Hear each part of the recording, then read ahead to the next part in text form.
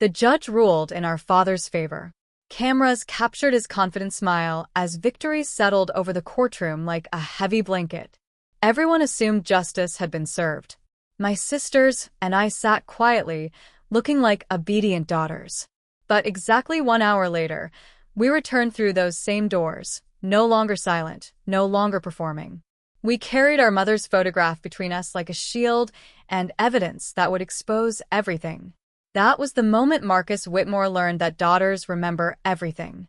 Before I show you what changed in that single hour, I need something from you. Comment below where you're watching this from. My mother died believing no one would ever hear her truth. But if you're here from Chicago, Mumbai, Sao Paulo, anywhere, her voice is reaching places she never imagined. That matters. If you're someone who believes that truth outlives lies, subscribe to this channel right now. This isn't entertainment. It's about betrayal disguised as love, evidence hidden in plain sight, and 3 19-year-olds who chose strategy over emotion to bring down a murderer. Before our father became the villain, Elena Morten was just a woman who believed goodness could change people. She grew up in a family where your name meant something, not because of the money attached to it, but because of the lives you touched. Her parents taught her that privilege was responsibility, that wealth without purpose was just numbers on paper.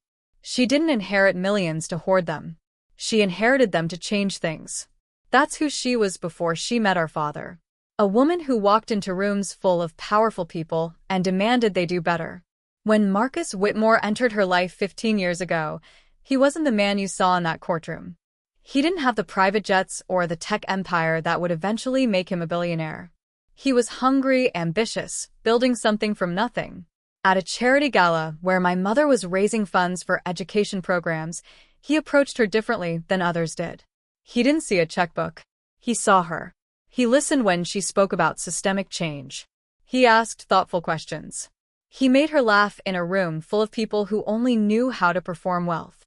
Back then, his ambition felt like passion, not greed.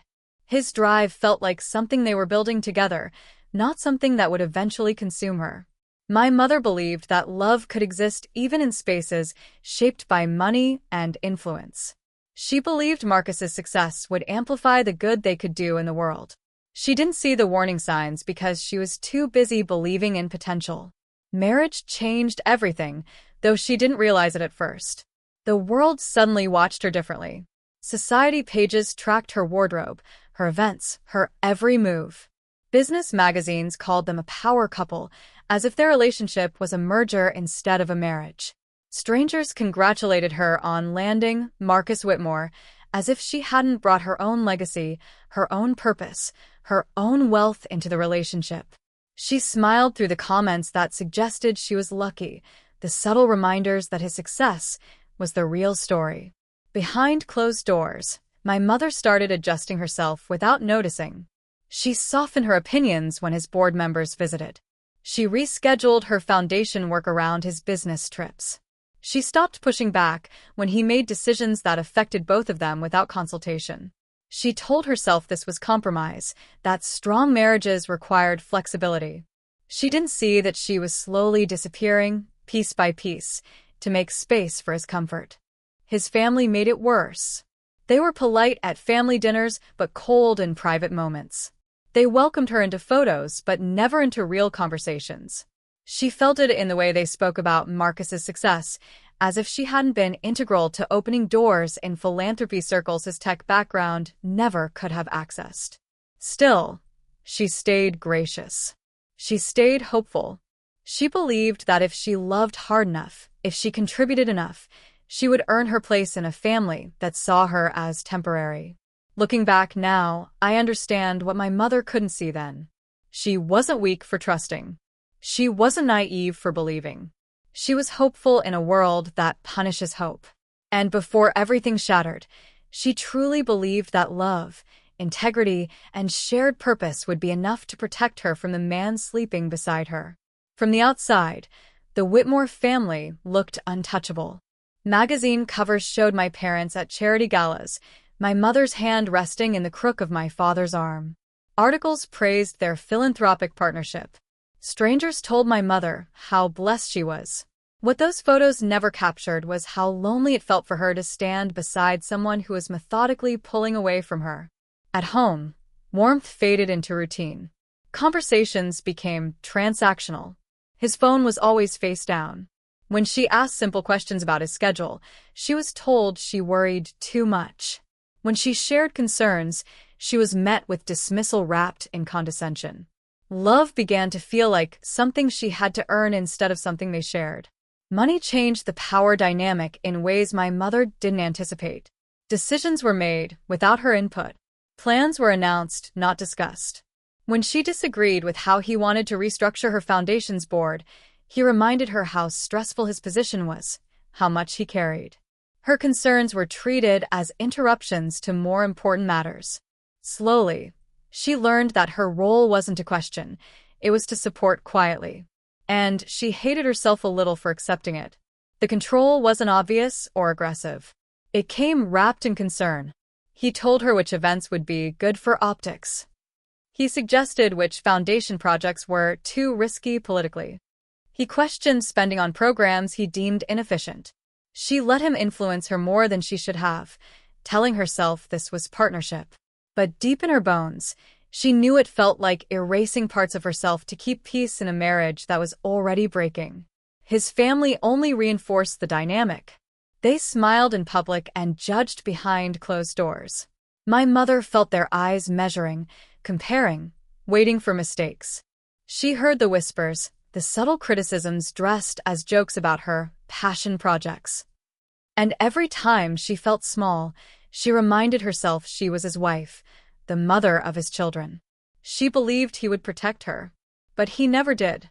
The distance between them grew quietly. Nights passed without real conversation. Laughter disappeared. Affection became scheduled, obligatory. She found herself missing the man she married while sharing a life with a stranger. Still, she stayed. She told herself marriage wasn't supposed to be easy, that endurance was a form of strength. What my mother didn't understand until it was too late was that love should never make you feel invisible. Behind those closed doors, she was fading, slowly erased while pretending everything was fine. My mother didn't catch our father in a dramatic affair or explosive argument. The betrayal came quietly, the way dangerous truths often do when they've been hidden carefully. It started with numbers that didn't add up in her foundation's quarterly reports. A name she didn't recognize on a wire transfer. Expenses categorized vaguely. At first, she assumed administrative errors. But the pattern continued. So she did what any diligent board chair would do. She hired a forensic accountant without telling anyone, not even her sister. The report came back worse than she imagined. Nearly $15 million had been systematically siphoned from the Elena Morten Foundation over 3 years. Shell companies, offshore transfers, carefully disguised transactions that all led back to one person, Marcus Whitmore. Her husband hadn't just betrayed her. He'd stolen from the vulnerable communities her foundation served, children who needed education, families escaping domestic violence, women starting businesses. He'd used her name, her reputation, her family's legacy to commit fraud. When she confronted him privately, hoping for explanation or remorse, he looked at her like she was being unreasonable. "It was just money sitting there, Elena," he said casually. "I was going to replace it." He reminded her of everything he'd built, everything he provided. And then came the threat disguised as concern. You don't want to destroy our family over this. Think about the girls." That was the moment my mother realized the man she married had disappeared completely. She began planning her exit quietly. She met with her personal attorney about divorce and asset protection. She updated her will, creating an irrevocable trust for me and my sisters that Marcus couldn't touch. She reached out to Aunt Jessica, who she'd grown distant from under Marcus's influence. She started documenting everything, photographing documents, recording conversations, hiding copies on a USB drive she kept in a place only her daughters might eventually find. But Marcus was always one step ahead. Her laptop mysteriously wiped itself. Her phone showed signs of monitoring. Private conversations somehow got back to him. My mother's paranoia grew, and she had good reason. She was living with a man who saw her not as a wife, but as a threat to be managed. Then her health began failing rapidly. Constant nausea, confusion, tremors that made her hands shake uncontrollably. Severe insomnia that left her disoriented. Marcus played the devoted husband perfectly, insisting on managing her medications, bringing her meals personally, hiring a private doctor who reported directly to him. In her lucid moments, my mother suspected what was happening, but she couldn't prove it. Until she could. She visited an independent physician secretly and had blood tests run. The results showed elevated levels of certain toxins consistent with gradual, systematic poisoning. My mother hid those medical records where only her daughters would think to look someday. She tried to tell us what was happening, but the confusion and fear made her sound exactly as he wanted: irrational, unstable, mentally breaking. Our father used her symptoms masterfully, painting her as tragically unwell to their social circle.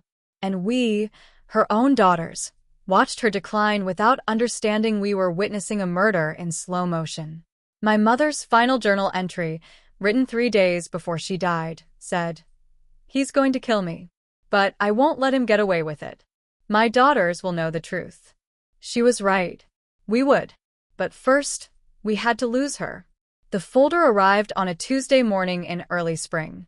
My mother had been tracking the foundation's finances for weeks, noticing discrepancies she initially dismissed as clerical errors.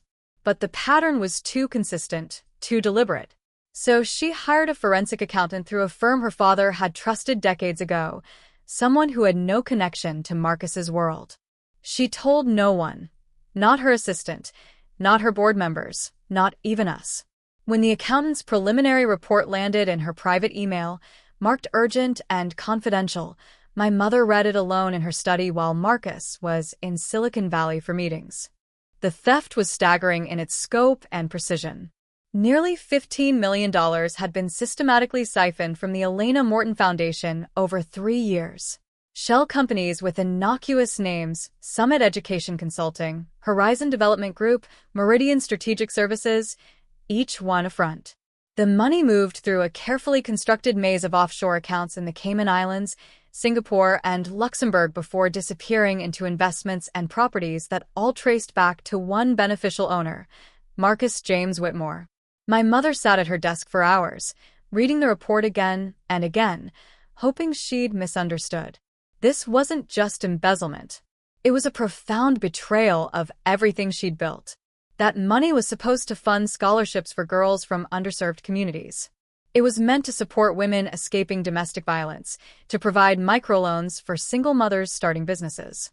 Marcus hadn't just stolen from her. He'd stolen from people who had nothing, people who trusted the foundation because they trusted my mother's name.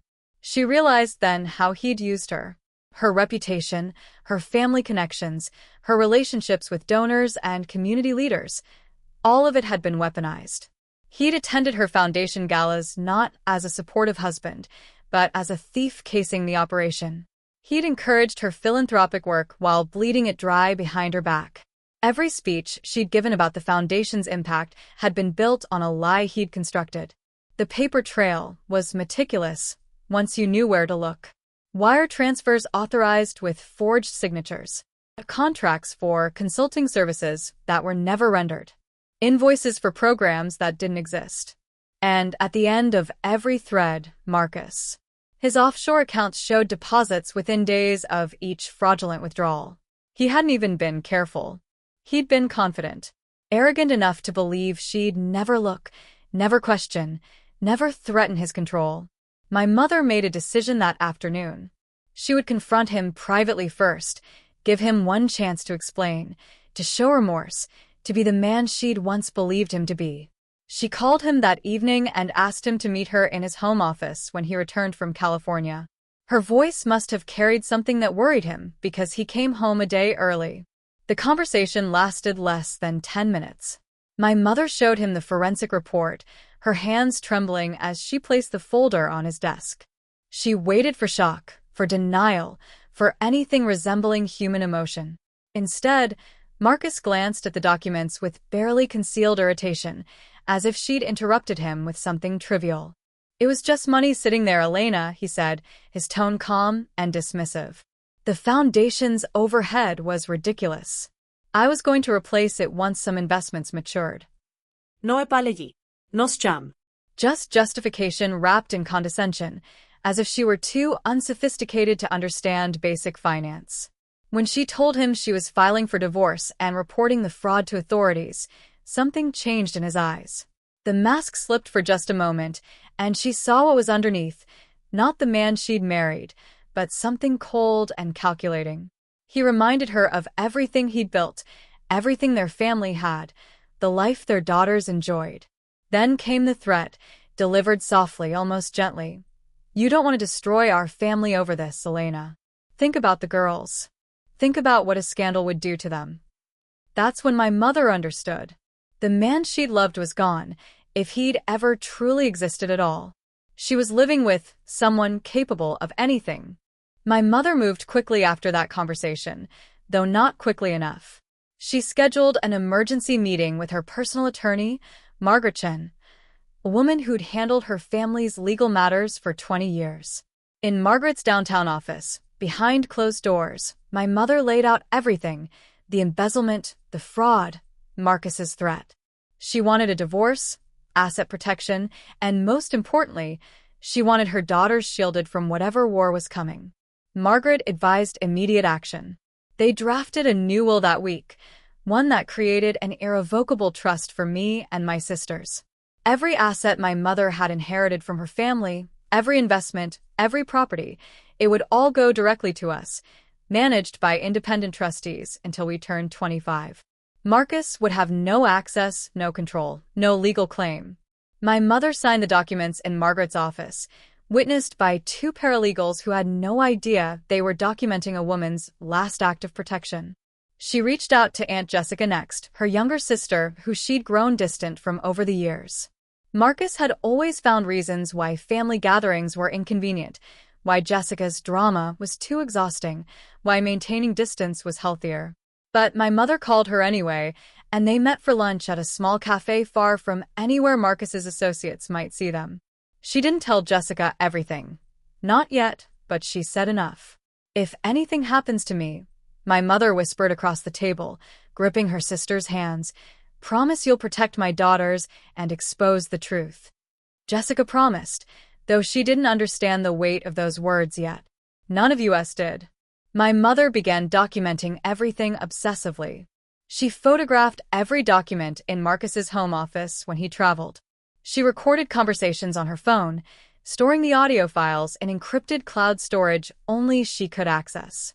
She bought a small USB drive and filled it with copies of everything: the forensic report, the will, her recordings, journal entries detailing Marcus's behavior.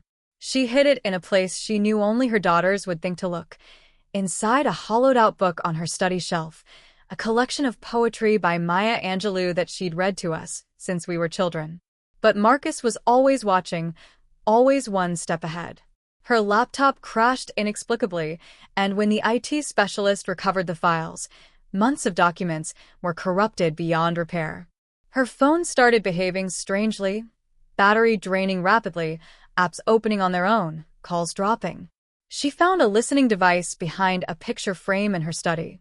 Private conversations she'd had with her attorney somehow reached Marcus before she got home. My mother's paranoia grew, and for good reason. She was living in a house wired for surveillance, married to a man who saw her not as a wife, but as a problem that needed managing. We noticed the change in her during those final months. Maya, Mira, and I were 18 then, home from our first year of college for the summer. Our mother seemed distracted, frightened in ways we'd never seen. She'd ask us strange questions. Do you girls know where I keep important papers? Do you remember the book I used to read you? We thought she was being sentimental, nostalgic. We didn't realize she was leaving us a map. Then her health began failing in ways that terrified us. It started with nausea that wouldn't subside, headaches that left her bedridden for days. Then came the tremors, her hands shaking so violently she couldn't hold a coffee cup steady. She couldn't sleep more than an hour at a time. When she did sleep, she'd wake up confused, disoriented, not recognizing where she was. Some mornings she'd come downstairs and forget she'd just eaten breakfast. Other times she'd repeat the same story 3 times in an hour, unaware she'd already told us. Marcus transformed into the devoted husband overnight. He insisted on managing all her medications, organizing them in a weekly pill organizer with morning, afternoon, and evening compartments. He brought her meals personally, staying with her until she'd eaten everything.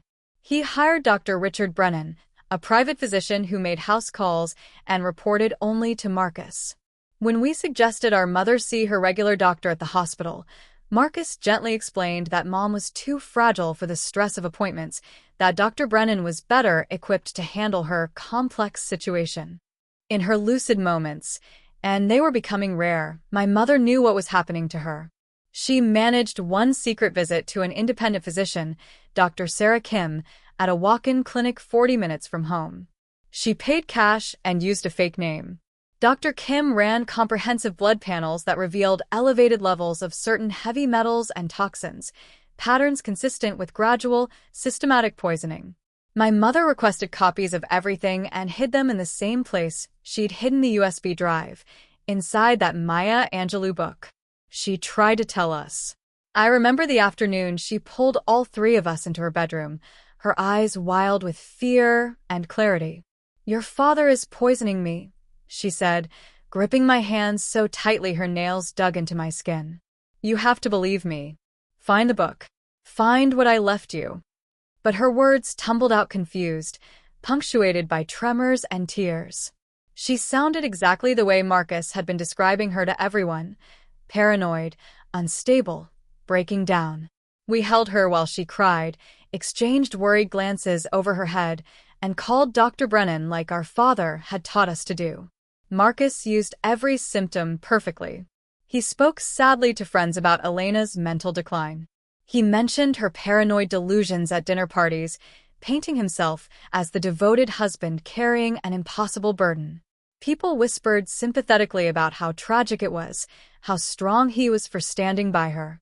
The night my mother realized she was running out of time, she wrote her final journal entry in handwriting that shook across the page. "He's going to kill me. But I won't let him get away with it. My daughters will know the truth. Maya, Mira, Morgan, the book I read you. Find it. Make him pay." She died 3 days later. The last dinner we shared as a family was ordinary in the worst way. Marcus had prepared salmon, Mom's favorite, and insisted she take her evening medications before eating. She resisted weakly, saying they made her too drowsy, but he was firm in that concerned way he'd perfected. "You need them, sweetheart." Dr. Brennan was very clear. We watched her swallow the pills, not knowing we were watching murder. Within an hour, she could barely keep her eyes open. We helped her upstairs, kissed her goodnight at her bedroom door. "I love you girls more than anything," she whispered, the words slurred. "Remember that. Remember everything." We thought she was being emotional because of her condition. We didn't know those were her last words to us.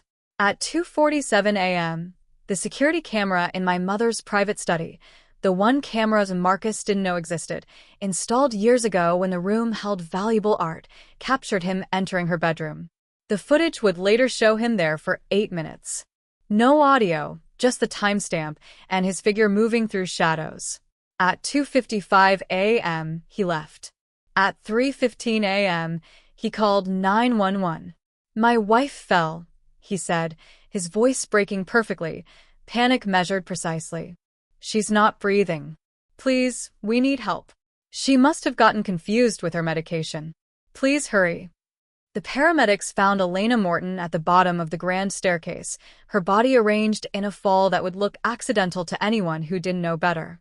The medical examiner's report ruled it exactly as Marcus knew it would: accidental death due to a fall sustained while under the influence of sleep medication. Un tragique accident. The unfortunate end to a woman whose mental health had been declining for months, according to everyone who knew the family. The funeral was everything Marcus choreographed it to be. He stood at the front of the church, flanked by his 3 daughters dressed in black, the picture of a devastated widower.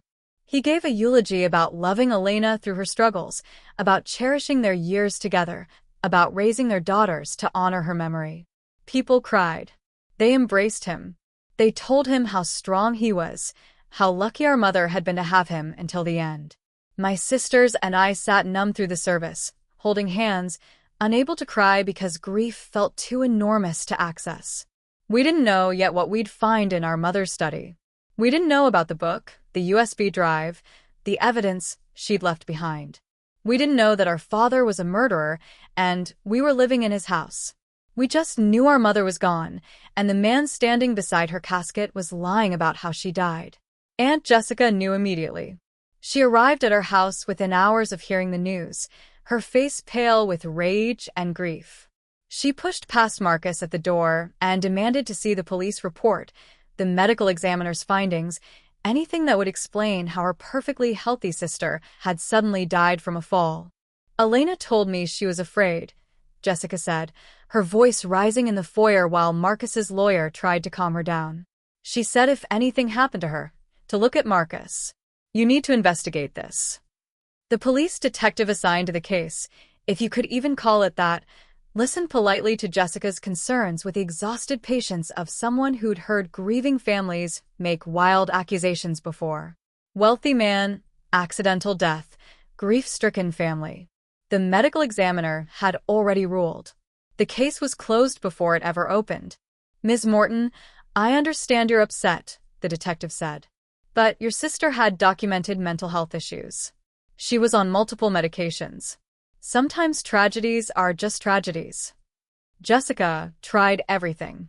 She called the district attorney's office, contacted investigative journalists, even hired a private investigator who found nothing because there was nothing accessible yet. No one wanted to question Marcus Whitmore's story. He was too prominent, too respected, too carefully composed in his grief.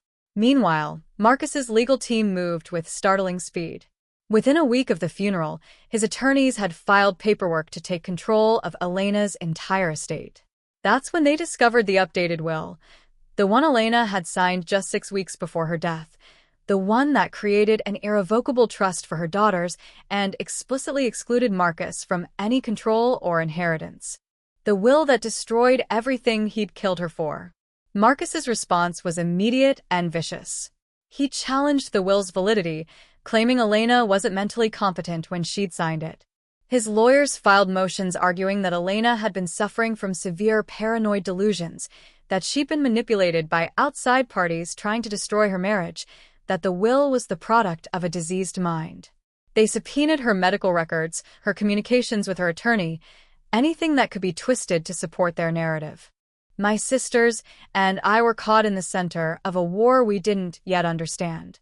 We were 19 years old, home from college for a funeral that had become a legal battle. Marcus pulled us aside constantly, his voice soft with concern. Your mother wasn't herself at the end, girls. You saw that.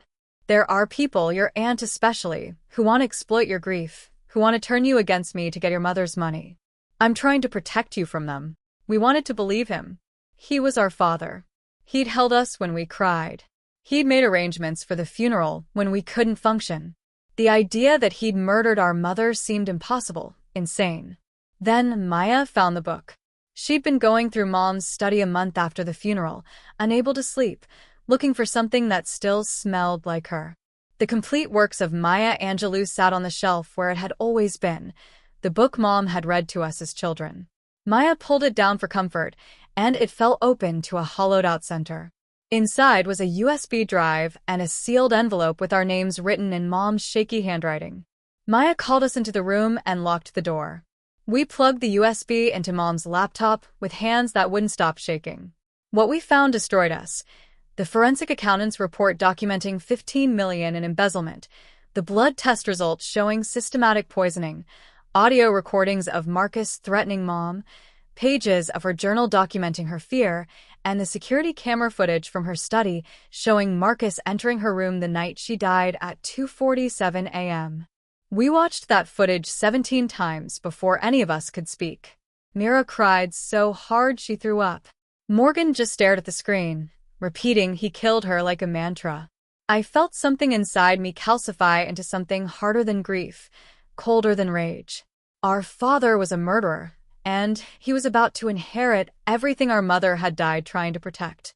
We made a decision that night, though it took until dawn to reach it. We could go public immediately, take everything to the police, to Jessica, to anyone who would listen, or we could play the long game. The evidence was devastating but incomplete. Marcus had powerful attorneys and unlimited resources. If we moved too fast, if the case had any holes, he would walk free, and we would lose everything, including our chance at justice. Maya was the one who suggested calling Margaret Chen, Mom's attorney. We met her in her office on a Sunday morning, the USB drive hidden in Morgan's purse. Margaret was in her 60s, gray-haired and sharp-eyed, and she cried when she saw what our mother had collected. "This is enough to suspect," Margaret said carefully, "but it's not enough to convict. Not yet. The medical evidence is damning, but you'd need the original physician who ran those blood tests to testify, and I'm betting your father has made that difficult. The embezzlement is clear, but financial crimes take years to prosecute.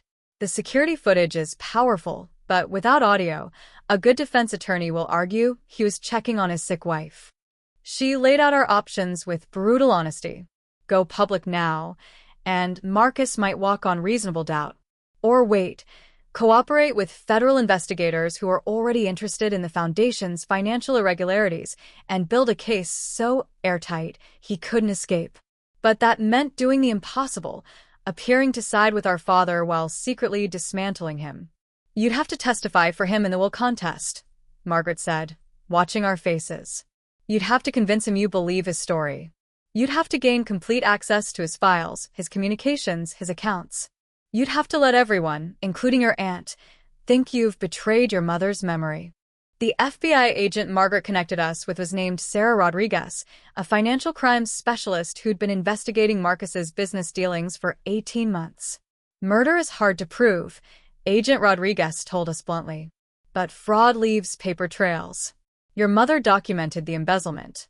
If we can prove financial crimes, we can freeze his assets, build leverage, and create space for homicide detectives to reopen the death investigation properly." The plan was agonizing in its calculation. We would testify that Mom had been unstable, paranoid, irrational, everything Marcus needed us to say. We would live in his house, eat his meals, let him believe he'd successfully manipulated us. And in the process, we would document everything. Record his careless comments. Photograph documents in his office. Access his computers when he traveled. Become his trusted daughters while building the cage that would trap him. The emotional cost was staggering. We couldn't tell Jessica. We couldn't tell our extended family. We had to watch them turn against us, one by one, as word spread that Elena's daughters were siding with Marcus. We had to endure their anger, their disappointment, their accusations that we'd chosen money over our mother's memory. The day we gave our depositions to Marcus's attorneys, Jessica sat in the hallway outside. When we emerged, she looked at each of us with such profound betrayal that Morgan nearly broke. "Your mother died trying to protect you," Jessica said, her voice breaking.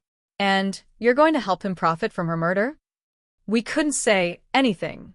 We just walked past her, and that silence felt like a knife to the heart. Marcus, meanwhile, grew more confident with each passing day. He started making plans out loud about liquidating the foundation, restructuring Mom's assets, investing her family money into his ventures. He made comments at dinner that he never would have risked before. "Your mother," he said once, swirling wine in his glass, "was never good with money. Too emotional. Everything she built, I'll manage better." We recorded every word. The trial began 4 months after Mom's death.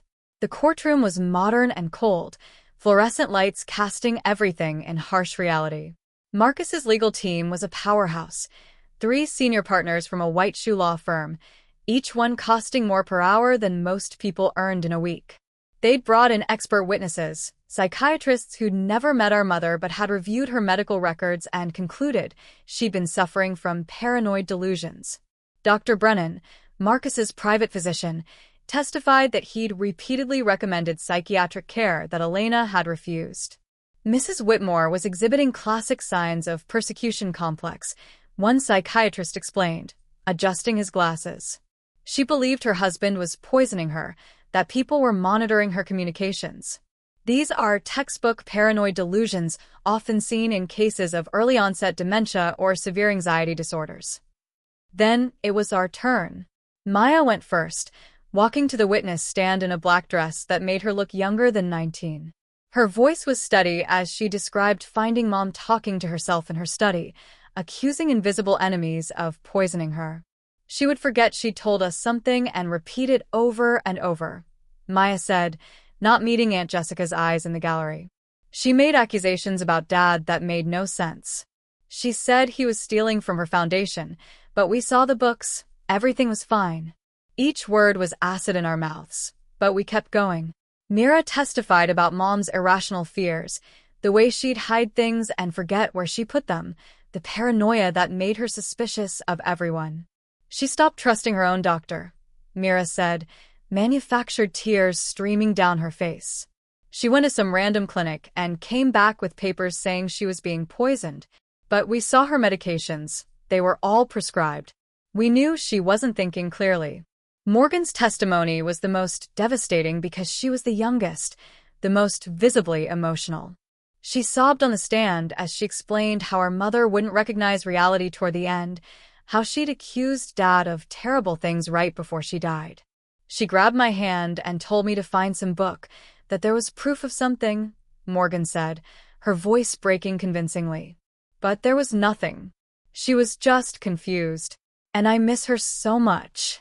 Jessica's attorney tried to counter with the updated will, arguing it proved Elena had been lucid enough to protect her assets.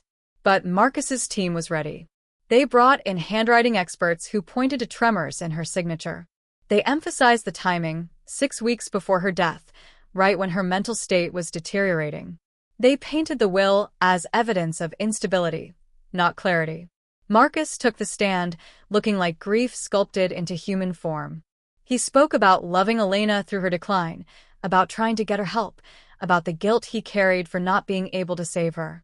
I found her at the bottom of those stairs, he said, his voice catching, and all I could think was that I should have done more. I should have insisted on hospitalization. I should have protected her from herself. The judge, a gray-haired woman named Catherine Brenner, dabbed at her eyes. The jury looked sympathetic. Even some of Jessica's supporters shifted uncomfortably. Marcus's performance was flawless. When Jessica's attorney tried to cross-examine, asking about the missing foundation money, Marcus remained calm. The foundation's finances are complicated. Elena sometimes struggled to understand the investment strategies. I was trying to help her modernize the accounting, and I think that confusion contributed to her paranoid beliefs. We sat in the gallery watching our father lie under oath, our faces arranged in supportive daughter expressions, while our phones hidden in our purses recorded every word for the FBI. The verdict came 3 weeks later. Judge Brenner ruled that Elena's final will was invalid due to mental incapacity at the time of signing. She cited the expert testimony, the medical records, and most damning, the testimony of Elena's own daughters. Marcus Whitmore was awarded control of his late wife's entire estate as the legal guardian of his daughter's inheritance until they reached 25. The courtroom erupted in polite applause from Marcus's side. Jessica left without looking at us, her shoulders shaking with sobs. Our grandmother, Mom's mother, who'd sat through every day of testimony, turned her back on us as she walked out. Cousins, family, friends, everyone who'd known and loved our mother, they all saw us as traitors. We'd chosen our father's money over our mother's truth. Marcus pulled us into a hug in front of the cameras, the picture of a devoted father comforting his daughters through difficult proceedings. Your mother would want us to move forward together, he said loud enough for the reporters to hear. Family is everything. The celebration moved to a private conference room the courthouse made available. Marcus's legal team brought champagne. Business associates arrived to congratulate him. His family, who'd been distant during the messy period, suddenly reappeared with warm embraces. So glad this is resolved, his brother said. Elena was suffering. Now you can all heal. Marcus became careless in his victory. He discussed plans to close the foundation and redirect the assets into his tech ventures. He joked about how the paranoid ones are always the easiest to discredit. He mentioned offshore accounts by name, investment strategies that sounded suspiciously like money laundering, communications with attorneys about destroying evidence from Elena's laptop. Maya's phone, hidden in her purse with a record button activated, captured everything. At exactly 3:47 p.m., 1 hour after the verdict, Mira checked her watch and nodded to me and Maya. We stood up from where we'd been sitting quietly in the corner and walked toward the door. Marcus barely noticed, too engrossed in conversation with his wealth manager about accessing Elena's trust accounts.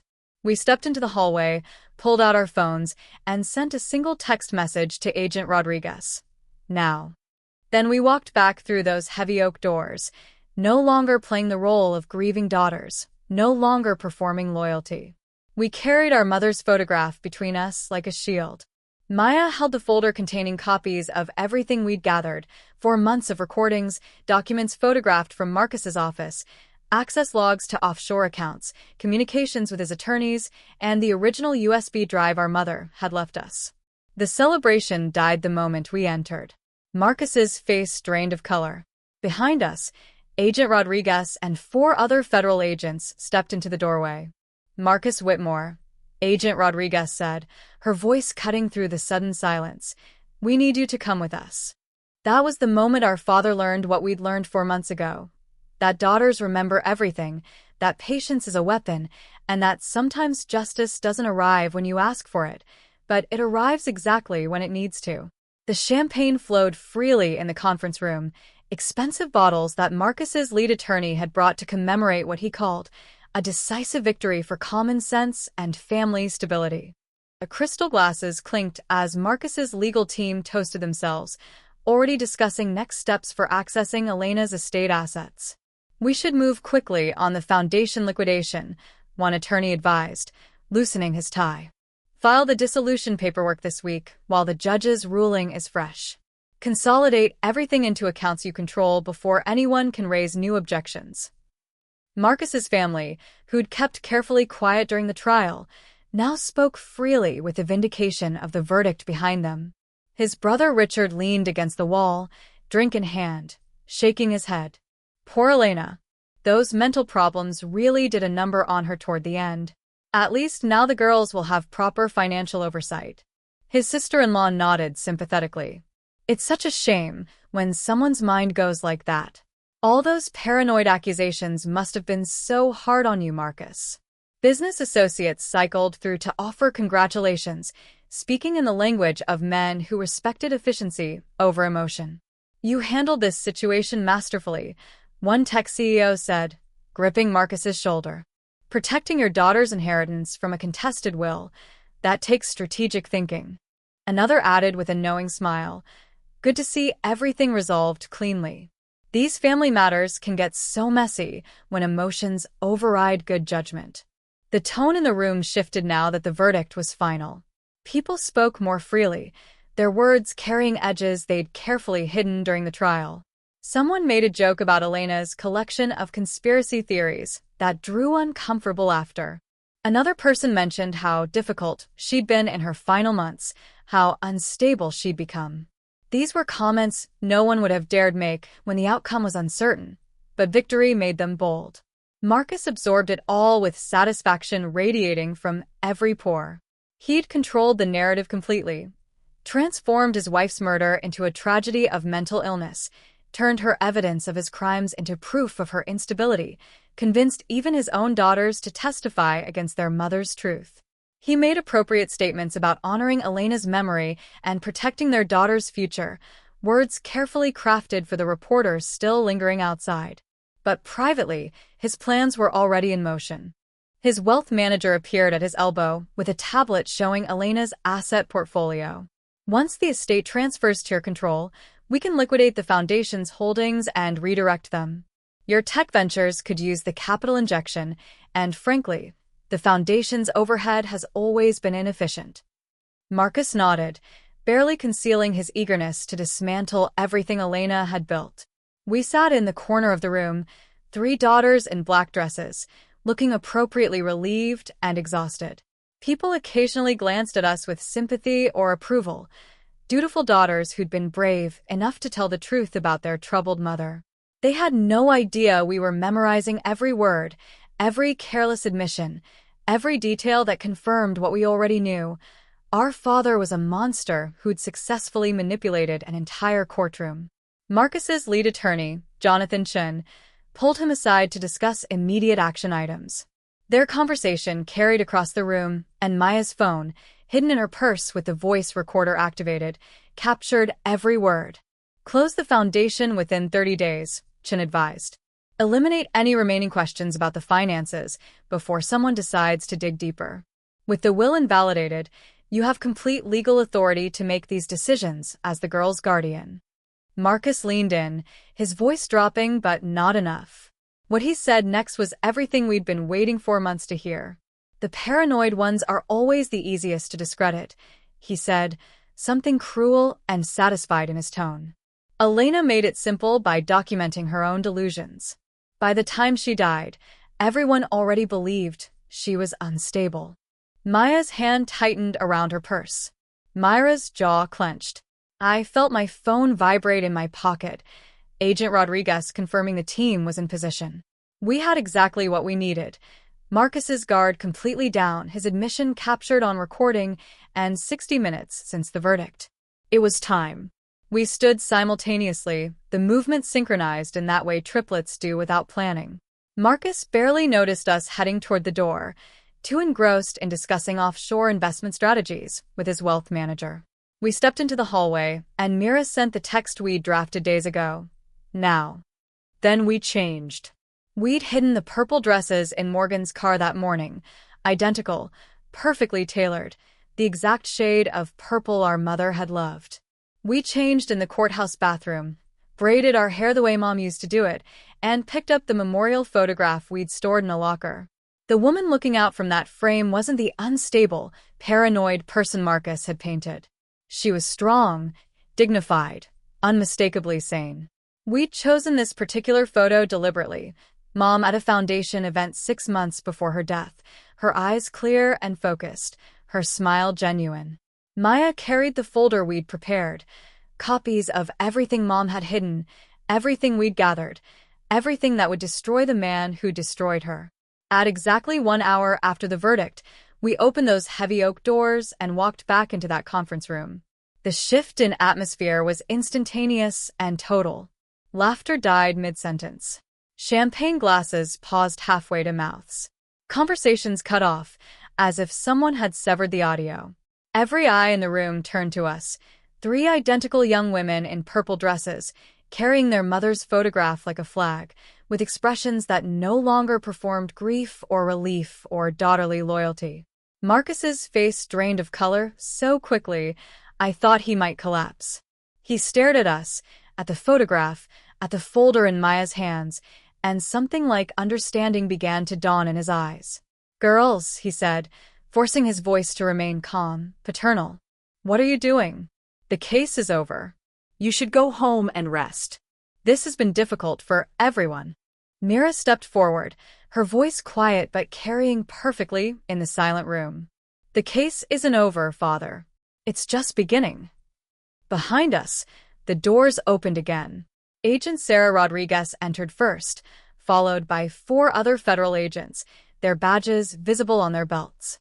Marcus's attorney Jonathan Chen moved forward immediately, his instincts kicking in. "What is the meaning of this? These proceedings are concluded. You have no authority to—" Morgan cut him off, her voice steady and clear. "We're here to present new evidence. Evidence that wasn't available during the trial because we were still gathering it." She looked directly at Marcus. "Evidence that proves our mother wasn't paranoid. She was being murdered." The room erupted in confused murmurs. People pulled out phones. Someone ran to get the reporters from outside. Marcus's family members exchanged panicked glances. The courtroom began filling again as word spread. Something was happening. Something unprecedented. Judge Brunner, who'd been in her chambers reviewing paperwork, appeared at the commotion. "What is going on here?" she demanded, her robe swishing as she moved to the front of the room. Agent Rodriguez showed her credentials and requested permission to present evidence of federal crimes related to the case just concluded.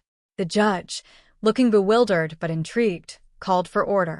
Marcus stood frozen, his eyes darting between us and the agents, his careful control beginning to fracture. His indignation rose as a defense. This is outrageous. My daughters are being manipulated. They're confused, grieving. We're not confused, Maya said, stepping forward with a folder. Her voice was clear and unwavering, nothing like the sobbing daughter who'd testified 3 weeks ago. And we're done performing. She opened the folder and held up the first document, medical records from Dr. Sarah Kim's clinic. Our mother wasn't paranoid. She was being systematically poisoned. These are blood test results she obtained secretly 6 weeks before her death. They show elevated levels of arsenic, thallium, and other toxins consistent with deliberate, gradual poisoning administered over several months. The room went absolutely silent. Maya continued, pulling out the next document. We also have testimony from Dr. Kim, who ran these tests and is prepared to explain the toxicology in detail. We have a timeline that correlates our mother's symptoms, nausea, tremors, confusion, insomnia, with the periods when our father was home and managing her medications. Mira stepped forward next, pulling a laptop from her bag. We also have this. She opened the laptop and turned it to face the room, pressing play on a video file. This is security footage from our mother's private study, recovered from her personal laptop that our father believed he'd wiped.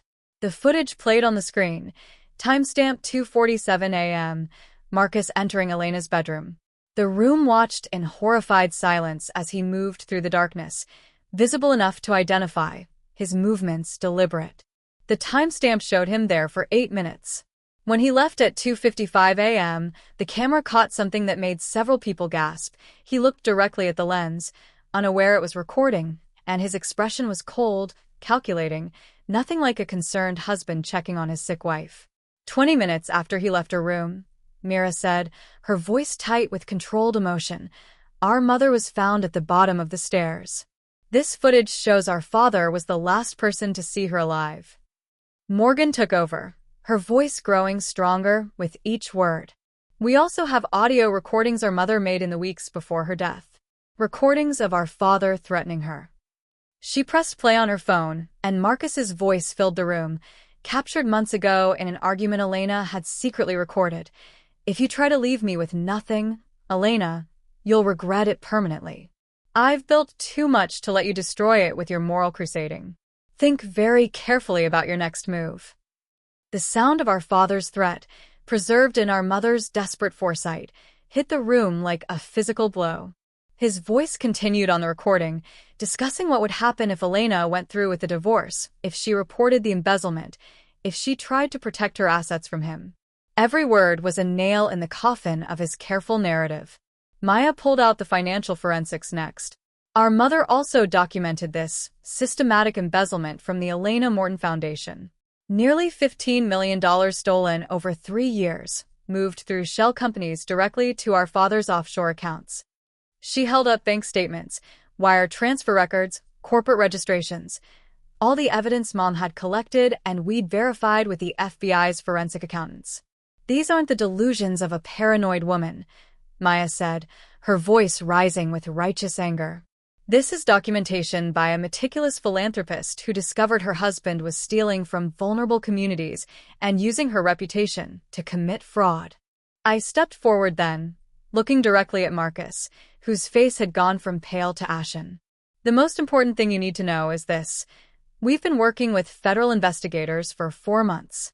Everything you saw in that courtroom, our testimony, our support, our loyalty, was strategy. The room exploded in shocked conversation. Marcus's attorney grabbed his arm, whispering urgently, but Marcus wasn't listening.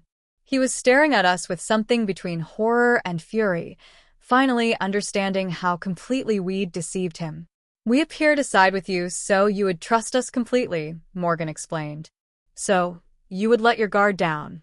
So we could access your files, your communications, your accounts. Every private conversation we had with you over the past 4 months, every careless comment you made because you thought we believed your lies, we recorded all of it. Maya held up her phone. Including what you said 30 minutes ago, the paranoid ones are always the easiest to discredit. And your plans to liquidate our mother's foundation, to cover up the embezzlement, to destroy any remaining evidence. Mira added, we have communications between you and your attorneys about deleting data from Mom's laptop. We have access logs to the offshore accounts where you transferred stolen foundation money within days of her death. We have everything, Father. Everything Mom was trying to expose before you killed her. Marcus's lawyers were conferring frantically, trying to regain control of a situation that had spiraled beyond saving. His family members were backing toward the exits, their faces horror-struck. Business associates physically distanced themselves, stepping away from Marcus as if guilt were contagious. Marcus finally found his voice, and it came out strangled, desperate.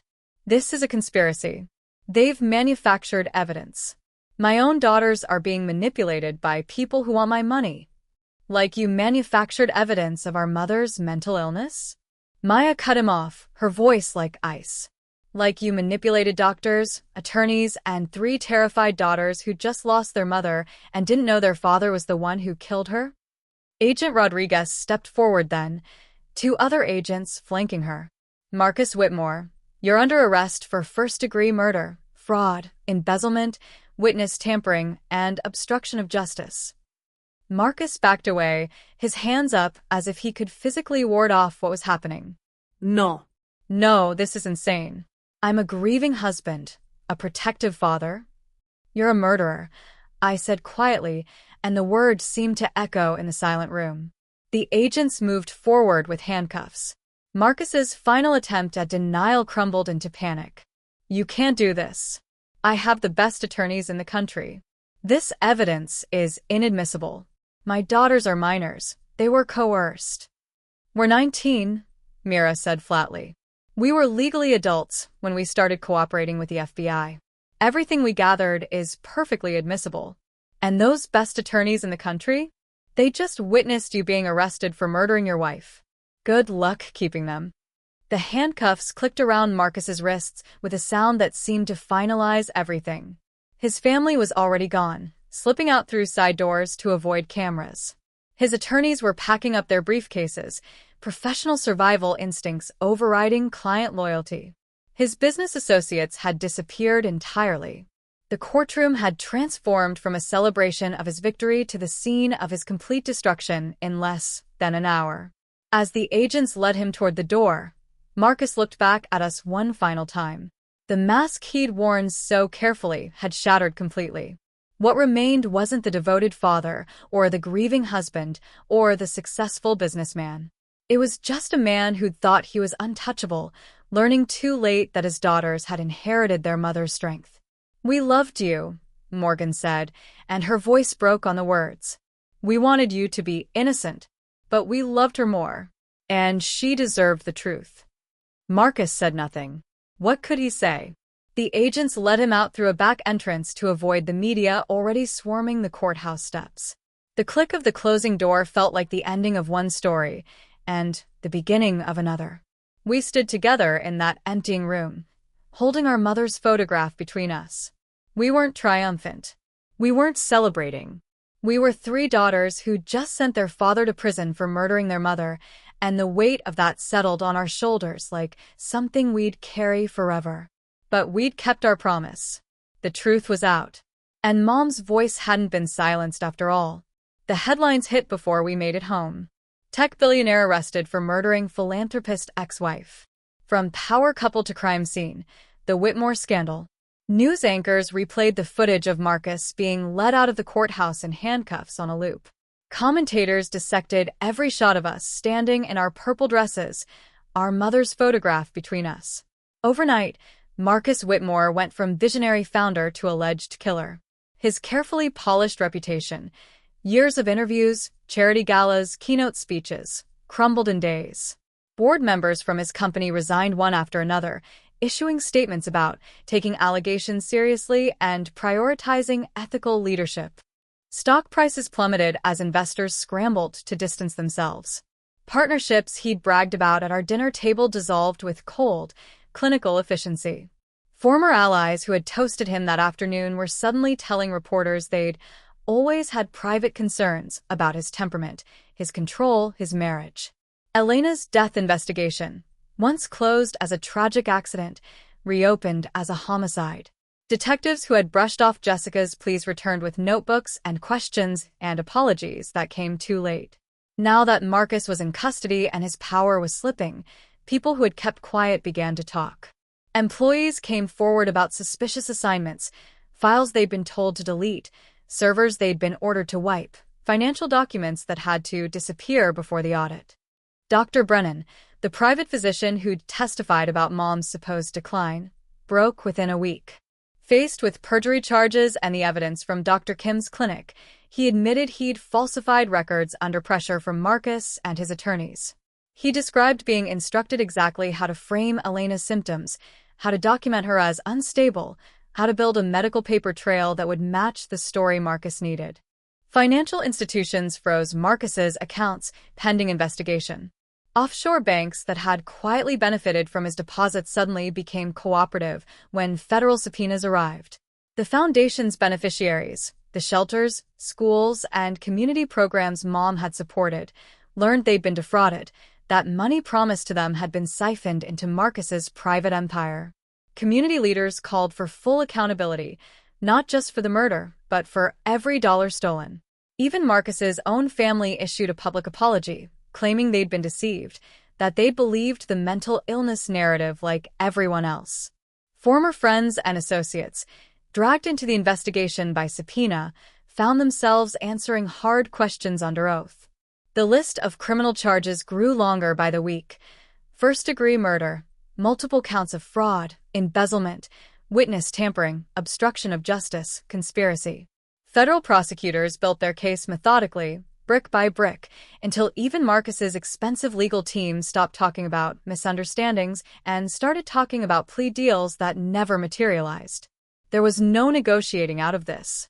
For the first time since our mother died, the world started to see what she'd seen all along. For us, the days after the arrest were strangely quiet.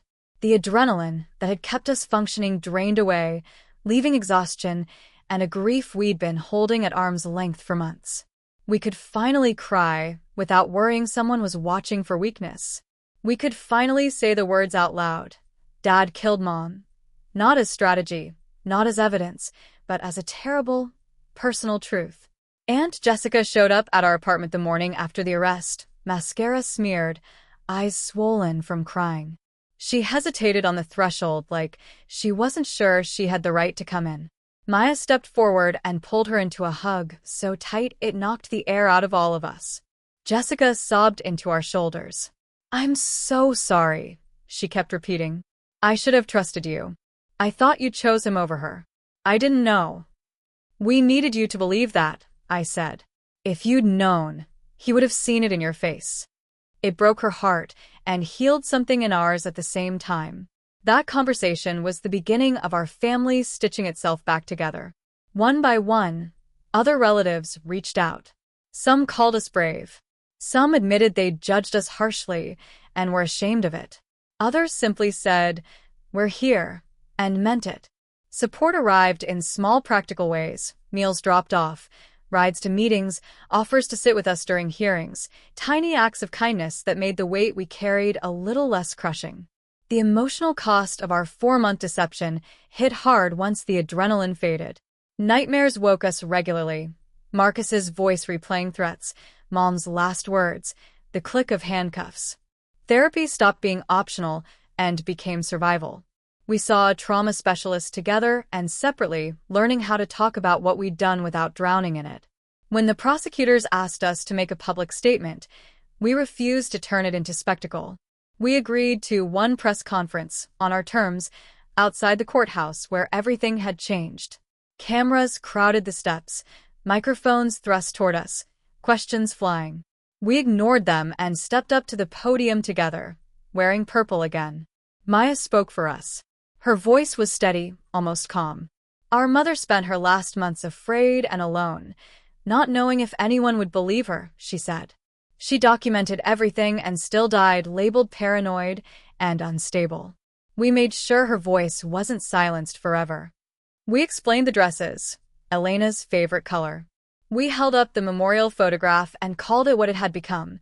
Not just memory, but defiance. We talked less about Marcus and more about her strength, her work, her legacy. We announced our decision to rebuild the foundation she created, starting by returning every stolen dollar and expanding its mission. The new name felt right the moment we said it aloud. The Elena Morten Foundation for Truth and Justice. Not just scholarships and shelters now, but legal support for victims of domestic abuse and financial manipulation, funding for investigative journalism, grants for whistleblowers who risked everything to expose corruption. College could wait. We deferred our admissions for a year, maybe longer. There were too many fires to put out, too much rebuilding to do. Our days filled with meetings, lawyers, accountants, nonprofit experts, media consultants, all while we were still learning how to process our own trauma. Some nights we lay on the floor of our shared apartment, staring at the ceiling, laughing at nothing because if we didn't, we'd cry until morning. We clung to each other in ways we hadn't since childhood. We watched out for each other's triggers, tagged in when interviews or court hearings became too much. Therapy became a weekly ritual rather than a secret. Slowly, painfully, we learned how to be 19 again in a world that now knew our faces and our story. Our mother's case became more than a headline. It became a conversation. Talk shows, podcasts, and opinion pieces started asking hard questions about what happens when abusers control the narrative and the money. Experts discussed how often wealthy perpetrators weaponize mental health labels against partners who question them. Victims called in anonymously to say they recognized parts of themselves in Elena's story, dismissed, gaslit, painted as unstable because they dared to speak up. Advocates demanded systemic changes. Better training for police and medical examiners dealing with domestic violence in wealthy households. Stronger protections for charitable foundations against insider theft. Laws safeguarding whistleblowers and family members who come forward with evidence against powerful relatives. What started as our family's nightmare became a national case study in how power distorts justice. We never set out to be advocates, but the role found us. When we were invited to speak at panels or conferences, we focused on one message: believe victims even when their abusers look respectable. Question narratives that protect power and silence pain. Ask who benefits when someone is labeled crazy, unstable, or overly emotional. We told people to look closer, listen longer, and remember that image is the cheapest form of evidence there is. The road ahead was long. Marcus's criminal trial, civil suits from defrauded partners and foundation beneficiaries, the painstaking work of rebuilding trust with communities he'd exploited. Justice, we learned, isn't a single verdict. It's a process, a series of choices to keep telling the truth even when the cameras turn away. Slowly, my mother's name changed in the public conversation. She was no longer the troubled wife or the mentally ill philanthropist. She became the woman who documented her own murder, the philanthropist betrayed by her husband, the victim whose daughters finished her fight. Officials who had dismissed Jessica's early warnings issued formal apologies. Policies in the medical examiner's office were rewritten. Other cases were reopened. Not all, not enough, but more than there would have been without her. Then came the letters. They arrived at the foundation office and our apartment, emails, handwritten notes, messages passed through staff. Women and men wrote that Elena's story gave them the courage to leave abusive partners. Employees described coming forward about corporate fraud because they'd seen that even powerful people could be held accountable. Some families wrote to say they'd reopen suspicious deaths that had long been ruled accidents or suicides. The impact was bigger than our family. That knowledge didn't erase our grief, but it gave it shape. It turned meaningless pain into something that mattered. We held Mom's true memorial 6 months after Marcus's arrest, the first one that wasn't scripted by him. We rented a garden behind the foundation's new headquarters, a quiet place with tall trees and soft light.